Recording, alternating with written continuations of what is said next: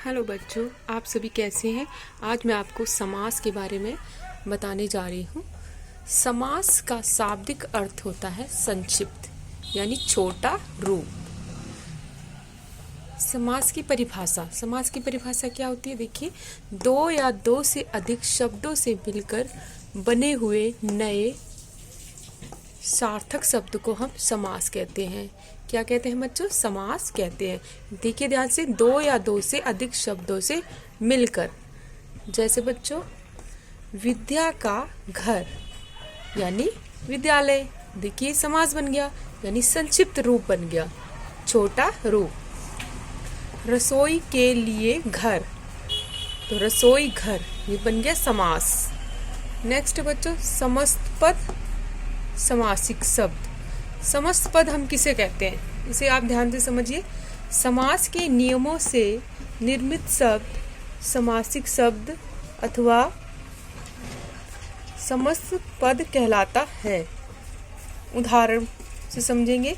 समस्त पद किसे कहते हैं? देखिए, जिसमें विग्रह हमें दिखाई देते हो, जिसमें हमारे विभक्ति चिन्ह हमें दिखाई देते हैं। जैसे समस्त पद है राजा का पुत्र। अब हमने इससे समास बनाया राजपुत्र। देखिए, नील और कमल, तो बन गया नील कमल। तो इस तरह से बच्चों समस्त पद हम इसे कहते हैं। समास हम इसको बोलते हैं जो संक्षिप्त रूप होता है। तो आई होप आपको समझ में आया होगा। नेक्स्ट देखिए, समास विग्रह क्या होता है। समासिक शब्दों के बीच के संबंध को स्पष्ट करने को समास विग्रह कहते हैं। जैसे माता पिता यानी माता और पिता, माता और पिता।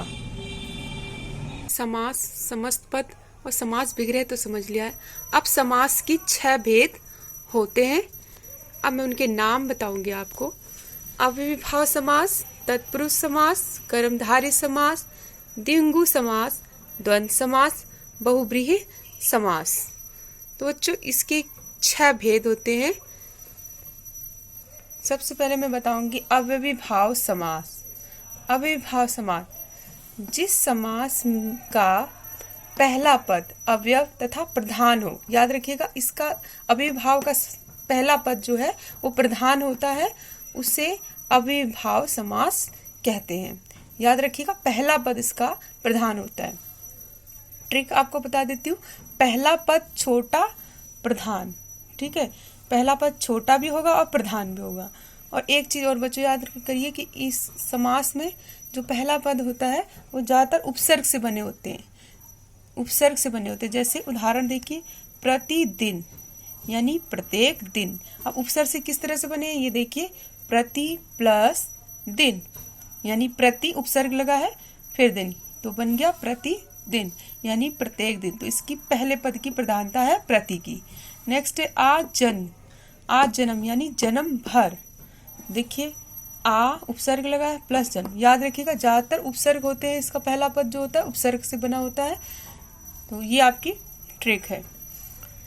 नेक्स्ट बच्चों, इसका नोट देख लीजिए। नोट में मैंने क्या लिखा है, एक ही शब्द कई बार आने पर भी अव्ययीभाव समास होता है। यानी एक ही शब्द कई बार आने पर भी अव्ययीभाव समास होता है। जैसे हाथों हाथ, हाथ प्लस हाथ यानी हाथों हाथ।